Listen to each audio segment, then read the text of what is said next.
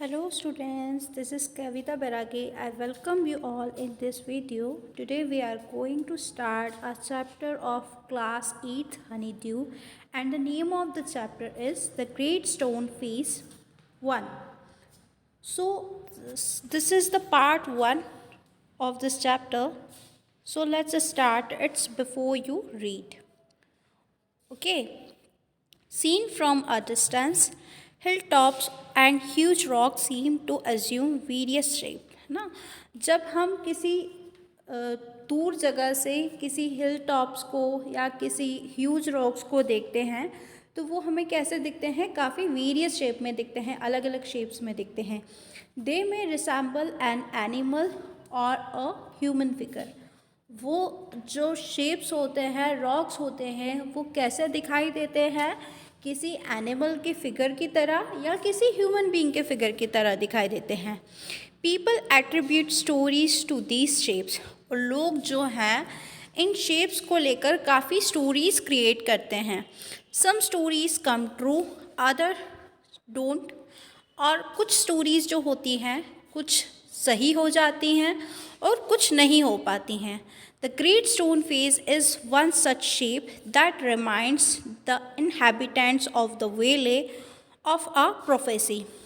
अब ये जो स्टोरी है द ग्रेट स्टोन फेस, ये वहाँ के लोगों को, जो वहाँ इनहेबिटेंट्स है, वहाँ की प्रोफेसी बताती है। प्रोफेसी का मतलब क्या होता है? A statement that tells what will happen in the future. ऐसा कोई स्टेटमेंट जिसमें ये बताया गया है कि फ्यूचर में क्या होने वाला है। What was it? Did it come true? क्या था वो और क्या वो सही होने वाला था? तो ये सारी चीज़ें हम इस स्टोरी में पढ़ेंगे। So let's start the story with stanza number 1. One afternoon, when the sun was going down, a mother and her little boy sat at the door of their cottage. एक आफ्टरनून में जब सन जो है, सूरज डूब रहा होता है, एक बच्चा और उसकी मदर कॉटेज के गेट पर बैठे हुए होते हैं, talking about the great stone face, और वो जो है ग्रेट स्टोन फेस के बारे में बात कर रहे होते हैं। They had only to lift their eyes and there it was. मतलब जो ग्रेट स्टोन फेस था या माउंटेन, जो बड़े बड़े रॉक्स रखे हुए थे, वो उनके घर से ना ज़्यादा दूर थे और ना ज़्यादा पास थे। तो वो जब अपनी आंखें उठाकर देख रहे थे तो जो द ग्रेट स्टोन फेस है उनको वैसा का वैसा विजिबल हो रहा था। Plain to be seen those miles away with the sunshine brightening all its feature, और जो है सनशाइन में उसके सारे फीचर्स जो हैं दिखाई दे रहे थे, मतलब उनके घर से वो काफ़ी पास था। And what was the great stone face ना, और ग्रेट स्टोन फेस क्या था? The great stone face was a work of nature formed on the perpendicular side of a mountain by some immense rocks. ठीक है, जो great stone face क्या था? एक नेचर का वर्क था जो कि किससे बना हुआ था? एक परपेंडिकुलर साइड से बना हुआ था, माउंटेन से बना हुआ था, जिसमें क्या थे? कुछ बड़े बड़े पत्थर रखे हुए थे। इमेंस का मतलब क्या होता है? Huge. which had been thrown together so that when viewed at a proper distance they resembled the feature of a human face. और वो इस तरह से उनको रिसेंबल किया हुआ था कि जब लोग उनको दूर से देखें तो ऐसा लगता था कि किसी ह्यूमन का फेस हो। If the spectator approached too near, he lost the outline of the enormous face and could see only a heap of gigantic rocks. Gigantic का मतलब क्या होता है? इमेंस, बड़ा। तो कोई भी स्पेक्टेटर का मतलब होता है दर्शक। किसी दर्शक अगर उसको वो दूर से देखे तो ऐसा लगता था कि किसी का फेस है, लेकिन जब वो उसके पास जाते थे तब ऐसा लगता था कि वहाँ पर जो है केवल एक लोगों के बड़े बड़े जो पत्थर हैं उनको असेंबल किया गया है, पाइल्ड वन अपॉन अनदर, एक के ऊपर एक। लेकिन वो जब दूर से देखते थे तब ऐसा लगता था कि वो जो माउंटेन्स हैं, रॉक्स हैं, उनमें किसी का शेप दिखाई दे रहा है। But seen from a distance the clouds clustering about it, the great stone face seemed positively to be alive. Clustering का मतलब क्या होता है? Gathering. ठीक है, तो जो द ग्रेट स्टोन फेस है वो डिस्टेंस से ऐसा दिखता था कि क्लाउड्स जो हैं उसके ऊपर क्या कर रहे हैं? इकट्ठे हो रहे हैं। और जो द ग्रेट स्टोन फेस है वो कैसा दिखाई दे रहा है? काफ़ी पॉजिटिवली दिखाई दे रहा है कि यह क्या है? अलाइव है, जीवित हो सकता है। It was the belief of many people that the valley owed much of its fertility to the Benjin face that was continually beaming over it. Benjin का मतलब क्या होता है? Kind and gentle. तो वहाँ के काफ़ी सारे लोगों का ये जो कहना था कि वैली में क्या है? एक काइंड और जेंटल फेस है ना, जो कि वहाँ पर दिखाई देता है। A mother and her little boy, as we said earlier, sat at the door of their cottage. जैसा कि पहले बताया गया है कि वो जो मदर है और उसके साथ उसका बच्चा है वो वहीं गेट की कॉटेज के गेट के ऊपर बैठे हुए हैं, gazing at the great stone face and talking about it. और वो उस द ग्रेट स्टोन फेस की तरफ देख रहे हैं और उसके बारे में बातें कर रहे हैं। The child's name was Ernest. जो बच्चा है उसका नाम क्या था? अर्नेस्ट नाम था। Mother sad he while the great face smiled on him. Mother कहती है कि जो ग्रेट फेस है वो उसकी तरफ क्या किया? उसने स्माइल किया।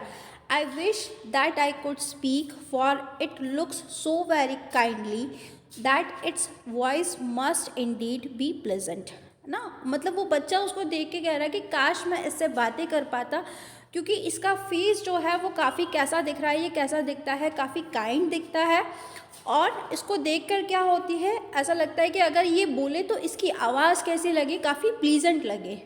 If I ever seen a man with such a face I should love him very much. ना, तो वो बच्चा कहता है कि अगर इस फेस का अगर मैं किसी आदमी को देखूं तो मुझे उससे क्या हो जाएगा? लव हो जाएगा। मतलब इसका फेस इतना अच्छा दिखता है और ये इतना ज़्यादा काइंड दिखता है। If an old prophecy should come to pass, answered his mother, we may see a man some time with exactly such a face as that.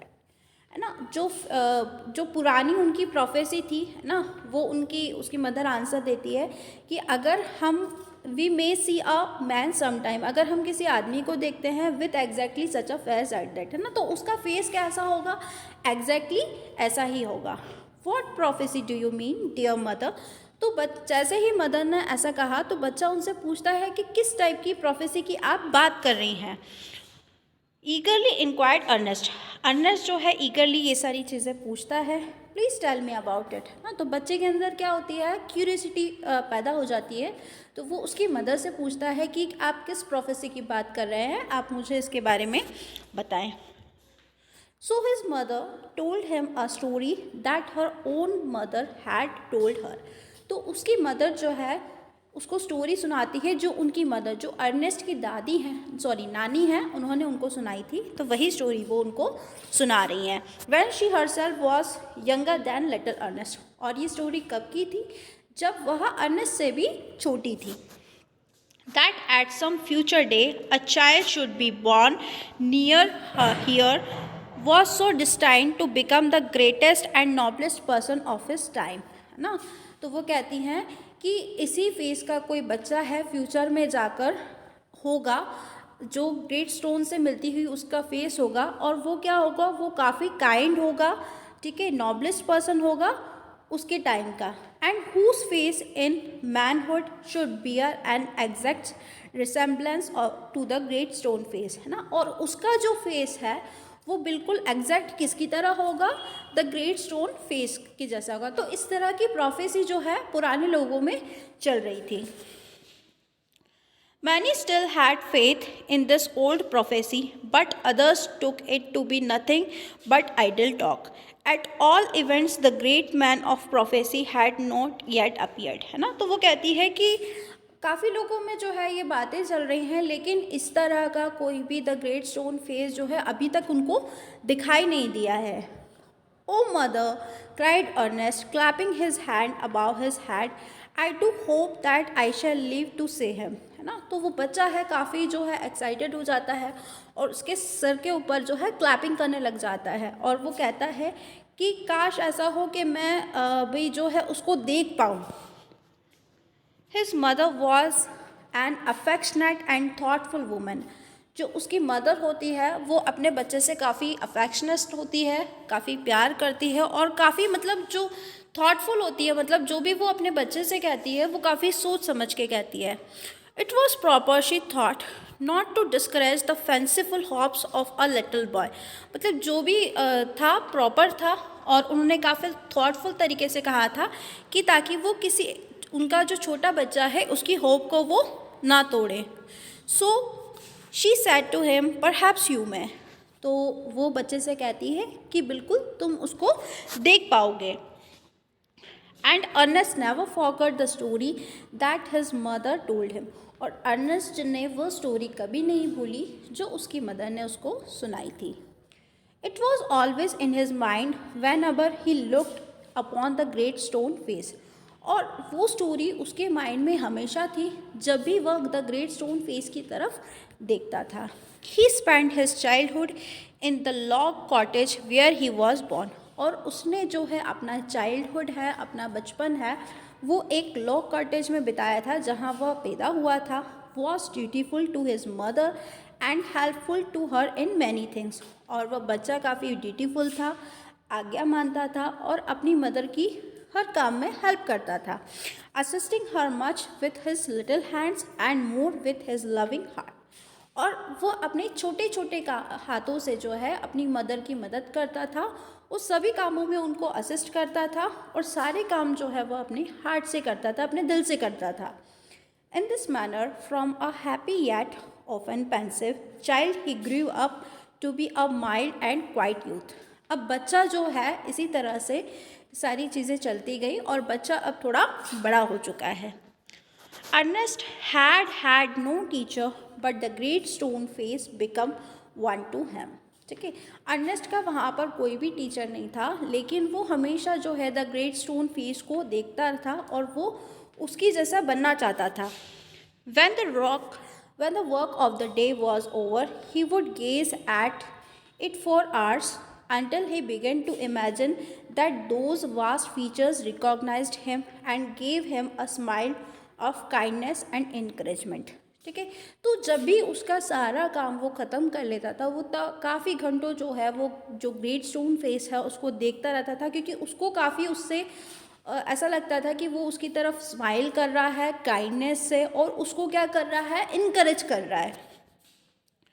About this time, there went a rumor throughout the valley that the great man who was to bear a resemblance to the great stone face had appeared at last. ठीक है, तो उस time पे क्या होता है, एक rumour means क्या होता है, अफवाह फैली होती है कि एक आदमी है वैले में जो पहले रहता था वो क्या है, उसकी जो फेस है उसे ग्रेट स्टोन से फेस से मिलती हुई है और वो अब जो है दिखाई देता है। It seems that many years before a young man had left the valley and settled at a distant sea port. तो अभी ऐसा पता चलता है कि वो जो यंग मैन है वो काफ़ी साल पहले जो है वैले को छोड़कर एक डिस्टेंट सी पोर्ट मतलब क्या होता है, जहाँ पे जो समुद्र में जहाज़ों को रखा जाता है वहाँ पर वो शिफ्ट हो चुका है। गैदर गोल्ड, है ना, उसका नाम क्या रहता है, gather gold, which was his name, had set up as a shopkeeper and being sharp in business matter had become so very rich that it would have taken him 100 years only to count his wealth। मतलब वो क्या था, एक businessman था और उसका mind जो था काफ़ी शार्प था और उसके पास क्या था, वो काफ़ी रिच था, उसके पास काफ़ी सारे पैसे थे। In time he thought of his native valley and decided to go back there and his days where he had been born।